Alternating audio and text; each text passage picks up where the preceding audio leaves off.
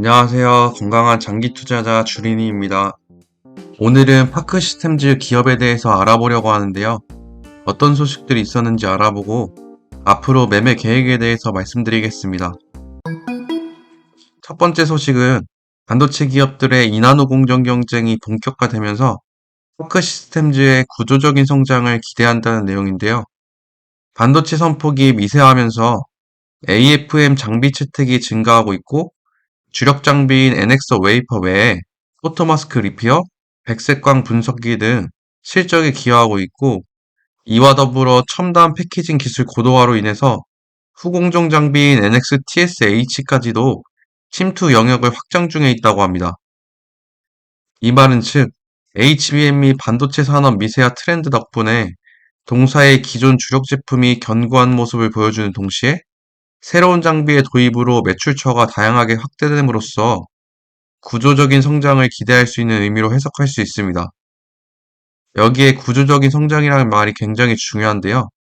이는 기존의 시클리컬 산업에서 벗어나 장기간 성장할 수밖에 없는 흐름에 올라탔다고 볼 수 있고, 주가 또한 한 단계 퀀텀 점프할 수 있는 기대감을 가질 수 있습니다.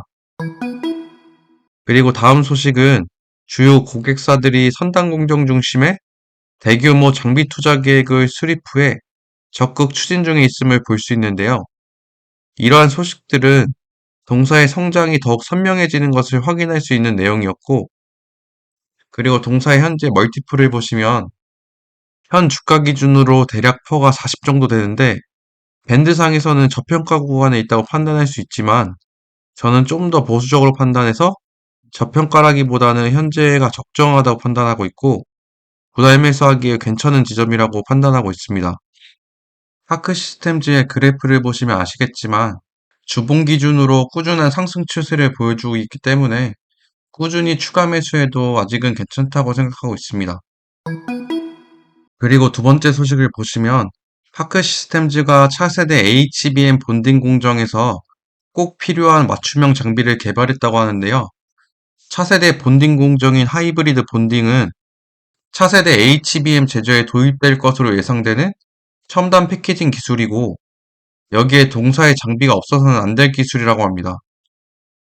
간단하게 어떤 기술인지 설명드리면, 하이브리드 본딩 기술의 핵심은 적절한 수준의 디싱을 제어하는 것인데요. 이 디싱 기술은 웨이퍼 본딩 과정에서 수행되며 파크 시스템즈의 원자 현미경을 통해서 계측함으로써 적절한 디싱을 가능하게 한다고 합니다. 이러한 동사의 맞춤형 신규 장비는 산업용 자동화 장비 모델인 NX 웨이퍼 장비에 개선된 모델이고, 이 기술에 대한 중요성을 SK 하이닉스에서 말하고 있는데요. 디싱 과정이 원활히 이루어지지 않으면 다음 공정으로 이어질 수 없기 때문에 꼭 중요한 부분이라 언급했고, 그렇기 때문에 해당 공정 과정에서 온도 변화에 따라 구리 팽창과 접합 정도를 모니터링하는 것이 중요한데, 이를 파크 시스템즈의 AFM을 통해서 예측할 수 있다고 말하고 있습니다. 반도체 대표 기업이 언급할 정도로 다시 한번 중요성을 확인할 수 있는 부분이었고, 이와 같이 반도체 첨단 패키지 시장으로 동사의 장비 라인업을 확대해서 사업 영역을 넓히고 있고, 지난 21년부터 개발에 돌입한 NX 하이브리드 WLI 첨단 패키징용 계측 장비는 최근에 삼성전자, SK 하이닉스, 인텔 등 공정 도입을 위한 평가를 마치고 일부 공급을 시작한 것으로 파악되고 있다고 합니다. 특히 글로벌 파운드리 선두 기업인 TSMC와도 연내 장비 평가 완료를 앞둔 것으로 전해지고 있다고 하는데요.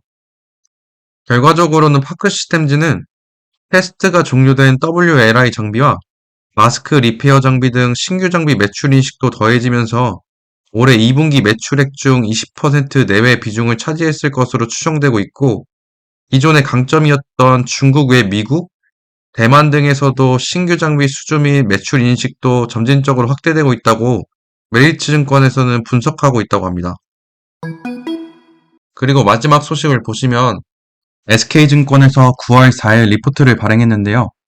파크 시스템즈는 원자 현미경의 비접촉 방식 기술을 도입한 유일한 회사이고, 독일의 아큐리움과 스위스의 인시테크를 인수하면서 물리적 방식의 한계를 극복해 후발주자와의 격차를 더욱 확대할 전망이라고 설명했고, 매출 측면에서도 보시면 이러한 경쟁 우위가 구조적 성장으로 이어지고 있고 중국, 유럽, 미국 등 다변화되어 있는 매출 비중으로 안정적인 수익 기반을 확보하고 있다고 합니다. SK증권에서 계산한 멀티플을 보시면 2026년 EPS는 8,277원에 최근 3개년 퍼 상단인 40배를 반영하여 목표 주가를 33만원으로 산정했고 압도적인 기술 경쟁력과 신규 장비 도입 확대를 고려할 때 9월 4일 기준으로 매수를 추천하고 있습니다. 앞에서도 언급했지만 저 또한 퍼가 30배 정도면 너무 좋겠지만 현재도 나쁘지 않다고 판단하고 있고 동사의 주봉 기준 차트를 보시면 아시겠지만 꾸준히 우상향해 왔기 때문에 동사를 매수할 때도 분할로 꾸준히 매수하거나 또는 대내적인 영향으로 주가가 많이 빠졌을 때 많이 매수하는 방식으로 대응하면 좋을 것 같습니다. 신한투자증권에서 파크시스템즈의 2025년 연간 실적을 매출은 2,180억 원, 영업이익은 564억 원으로 전년 대비 각각 24.5%, 46.4% 증가할 것으로 전망하고 있고 올해 2분기까지도 좋은 성적을 보여주었기 때문에 연말에도 사상 최대의 매출을 보여주지 않을까 기대하고 있습니다. 오늘 내용을 간단하게 정리해보면 차세대 HBM 제조 공정에 도입되는 하이브리드 본딩에 꼭 필요한 장비를 동사가 개발했고 이와 함께 신규 장비 도입으로 구조적인 성장을 전망하고 있고 여기서 하나 말씀드릴 게 최근 SK 하이닉스에서 HBM4까지는 하이브리드 본딩 방식이 아니라 기존의 방식을 좀 개선해서 만들 것이라고 나왔는데요. 좀 변수는 있긴 하지만 동사가 성장하는 큰 방향에서는 큰 악재라고 생각하지는 않고 있습니다. 시장이 어떻게 해석할지는 모르겠지만 중장기적인 관점에서 보셨으면 좋겠고 그리고 두 번째로는 SK 하이닉스가 언급할 정도로 중요한 장비이면서 동시에 파크 시스템즈의 기술력을 다시 한번 확인할 수 있는 내용이었습니다. 그리고 마지막으로는 동사의 매출을 보시면 아시겠지만 과거부터 현재까지 꾸준히 성장해왔고 저 또한 2년 정도 모니터링하면서 특별히 흠을 발견하지는 못했는데요.